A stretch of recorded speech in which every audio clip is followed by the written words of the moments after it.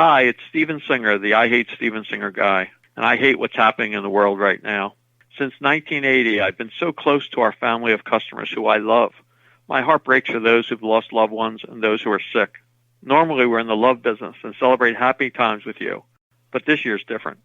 To spread love, we'll be using a portion of each rose sold to support small restaurants by ordering and donating meals from them to these incredible nurses, doctors, and hospital workers. My brand new rose color is named the I Love You Rose, and it's a blush pink, luxurious color rose. With each rose, you'll be gifting love to the moms in your life while supporting local restaurants and thanking essential workers. Whether it's Mother's Day or any day, you're our family, and we're here for you. Go now to IHateStevenSinger.com for fast and free touchless delivery and include your personal message of love. Go now to IHateStevenSinger.com and make this Mother's Day special.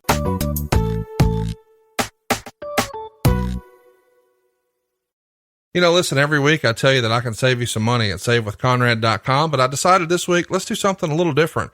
Don't take my word for it. Let's read some 5-star reviews that were just left this month for SaveWithConrad.com. Christopher in Indiana says, the process was painless and easy, direct communication and quick responses to questions throughout the process. Honest advice put me in a position to save tons of money and pay off my mortgage quicker. Charles from Ohio, Jimmy is what made it great. He answered every one of my stupid questions with patience and grace. Brenda from Ohio, awesome right from the start. Being out of state was no issue. First Family made everything super easy and convenient. They were available before, during, and after business hours. I cannot say enough good things. Brian from Missouri, everyone was terrific to deal with. Jimmy was very professional and super easy to deal with. He answered all of our questions promptly and accurately. I would recommend Jimmy to anyone I know. Michael from West Virginia, everyone was professional and made the whole process easy. The entire process took a month, and every step of the way, someone was available when I had questions. Just an awesome company. Thomas from Tennessee, Derek was great to work with and made the experience easy and always reliable, always available to answer questions. Neil from Florida, fast, friendly, knowledgeable. Randall from Ohio, awesome right from the start. Being out of state was no issue. Stephen from Ohio, simple, fast, no issues, and blew my previous mortgage company out of the water with great customer service and were always quick to get back to me whenever I had questions. Robert from Indiana, easy to keep in contact. I was able to use email and text messages for most of the deal, which made this very easy to get done. 5 stars. John from Ohio, I love the texting and easy communication from this mortgage team. Closing was simple and awesome as well. Brendan from Arizona gave us 5 stars and said great communication, great response times, just an overall great experience. Austin from Florida says, huge listener of Conrad's podcast and everything he says is true. He can help you save money and take years off of your loan. Jimmy was great to work with. Amazingly painless experience compared to others I've had. Thank you very much. And no, I should be thanking you guys. First of all, thanks for listening to the podcast. And second, thanks for trusting me enough to have a shot at saving you some money. But most of all, thank you for your business. And I hope you enjoy all of the savings that we provided for your family. But if you're listening to this and you haven't gone to SaveWithConrad.com yet, what are you waiting for? We're licensed in more than 40 states. You don't need perfect credit or money out of your pocket. And if we can't help you save money, we won't waste your time. But if you've got a 30-year loan, if you've got a second mortgage, if you've got credit card debt, you're overpaying your single biggest bill and you may not realize it. We're going to show you how to get the best interest rate possible and skip a couple of house payments. But in the process, you're going to save hundreds of dollars per month. And more importantly, pay your house off faster with cheaper monthly payments. If you're serious about keeping more of your own money and getting out of debt faster, retiring on time, and eliminating your credit card debt, you should hurry to SaveWithConrad.com. Find out how much money you can save for free right now. NMLS number 65084, Equal Housing Lender, SaveWithConrad.com.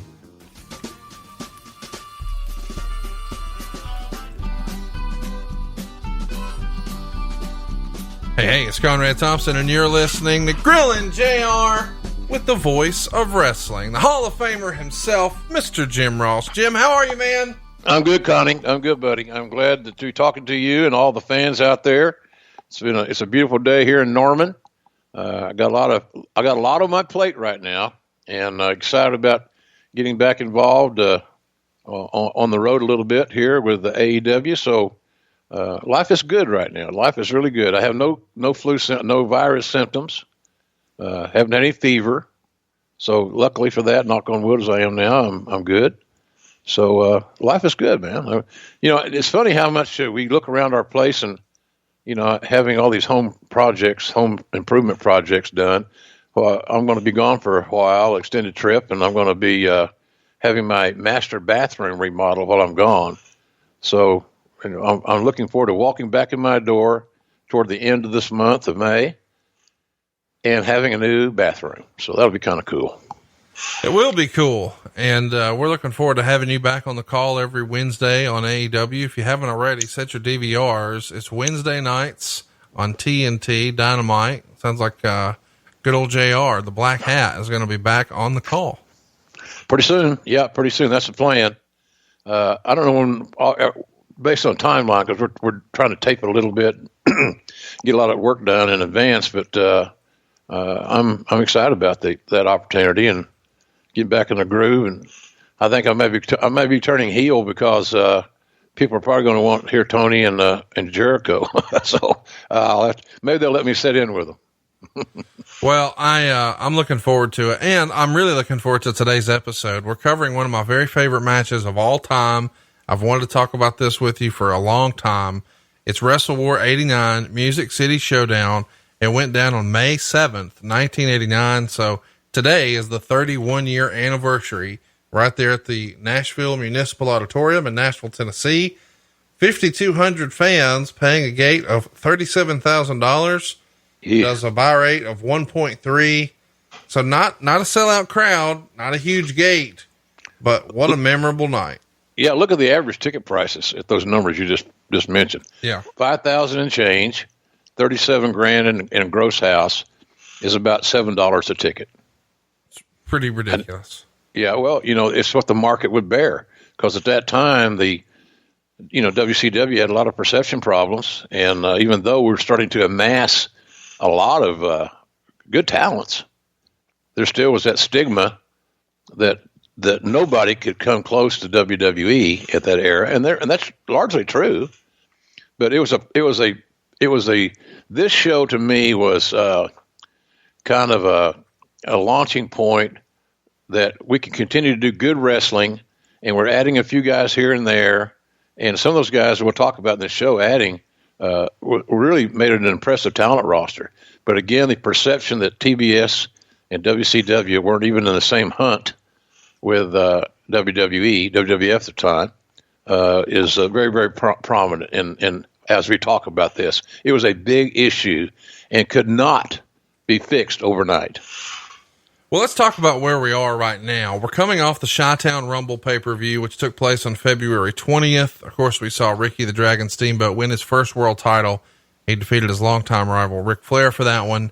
And it's the first of a famous trilogy in 1989. Of course, the second match, the rematch from Chi-Town Rumble, was Clash of the Champions. That was head-to-head with WrestleMania, which we recently did a show on. It was from the Superdome, and unfortunately, a lot of people were super unemployed after that one. Yeah, it wasn't good. It wasn't. Some strategic errors were made in that one. 2 out of 3 falls match there. Ricky gets the win, but there's some controversy because Flair's foot was under the rope. So here it is, the final rematch, the rubber match. It's WrestleWar. Before we talk about the news and notes heading into the company, what'd you think of Ricky Steamboat as the world champion? I think Rick has called him the ultimate white meat babyface. And he was, no doubt about it, as good a babyface as I ever called a match for, because he could sell. And he had amazing facial expressions. So mechanically, you couldn't outbook Ricky Steamboat. He could do anything with anybody. And of course, when he put him with Flair, they loved to work with each other. They'd work with each other dozens and dozens of times throughout the old Crockett territory. They had a comfort zone with each other that they could continue to build upon. In other words, the comfort zone was they liked working together, but they didn't do the same thing in every match, even though they had spurts, intervals where you'd seen that sequence of moves, but they changed things around. They kept things fresh. But I thought Ricky did a good job. Look, the thing about Ricky Steamboat, as far as the face of your company, and I think the face of your company's always got to be your top champion. At least it makes common sense to me. At least one of the focuses of the company's got to be your top champion. You're never going to get embarrassed by Ricky Steamboat. He's a class act, still is. You weren't going to read about him in the papers. You weren't have any incidents. Everything's going to be cool. And the fact that he was respected by not only his peers but the fans as well, because he had a consistent body of work for many, many years, and that body of work was just excellent. So I don't think that Ricky was a bad champion whatsoever. He was a different kind of champion, Conrad. Nobody's going to have the charisma that Ric Flair had, or has, whatever. They just don't. So there was a little drop off in that aspect of the presentation, but as far as the actual bell to bell, he was superior. So I thought he did a good job with that championship. Again, one of the reasons it worked was because it was new. The win in Chicago was his first title win, a big time title win. So it was still kind of fresh, and to have 3 matches in a not even a whole calendar year, you're talking from what February to May, right? So February, March, 4 months. You got 3 big main events. That's kind of unusual that it wasn't spread out a little farther. But I thought Ricky was a good champion and always a great representative to the business itself. Talk to me a little bit about what, as a rule, you subscribe to more. What philosophy? A babyface chasing the world title and a heel on top, or a babyface champion like we saw with the WWF for so long? Well, I kind of like the latter. I kind of like that strong babyface champion that overcomes a lot of odds, is always put in jeopardy, has to fight from underneath, as they say, as long as that heel challenger is viable, and that we really believe, the announcers make you believe, or help make you believe, that this guy can beat the champion. But I have no issues at the same breath saying, well, if you got a champion that has to cheat to win occasionally, or takes a shortcut here and there, and you get these baby faces that if they get a fair shake, I know my guy can beat this heel champion. That's not a bad scenario either. It really depends on the booking and the casting. Who is the champion? Who is the challenger? And then what kind of story did we tell? I thought that we told some good stories with Flair and Steamboat, but for whatever reason, it seemed like it started losing a little bit of its edge with the public going into this match we're talking about here today. So it was fresh, it was different, but I kind of like the babyface champion fighting off the bad guys. And because I think that's more traditional, it's easy to comprehend and to follow the story. It's easy to relate to it. So if I had to pick one, I'd pick the babyface champion with the heels, viable heels, strong heels, hot on his heels. No pun intended. But you can make both of them work. You can, if it's good booking and the right people in the right place, either concept will work. For me, as I mentioned, the babyface champion being chased by the bad guys has always seemed like it worked for me. Let's talk a little bit about the news and notes heading into the company. Meltzer would report that the status of Barry Windham is up in the air. He says, as of press time, Windham and the NWA have parted company, with Windham being fired. However, the decision isn't final today, as it seems to have been earlier in the week. There are a lot of things that led up to a surprising development. As most of you know, Windham was supposed to undergo an operation where they re-break his injured hand and reset it several weeks back. Since that time, Windham has basically disappeared from view. His name hasn't even been mentioned on television, nor was anything done at such an angle that would explain his absence to the fans. The surgery at one point was alluded to on TV, but was never made strong enough that fans would actually know what was going on, and a lot has happened since that time, not all of which is clear to us on this end. Windham and the NWA hierarchy didn't remain in contact over the past few weeks, and there were allegations that Windham never had the surgery. There was apparently difficulty in reaching Windham on part of those in charge in order to find out when he planned to return to action. Apparently Windham himself was miffed that he wasn't picked to be a member of the new booking team, and the originally laid out scenario of Windham becoming the next NWA champion had been changed, since all the pre-planned scenarios had been changed to a different direction with the recent booking change. Since that time, Windham and Hurd have had several phone conversations to try and work out a reconciliation. It hasn't been agreed upon yet, but both sides are still talking. It appears the future of Windham within the NWA will be decided one way or another this week. A key determining factor seems to be whether or not Wyndham actually had his hand operated on. You know, you've talked about this a lot, Jim,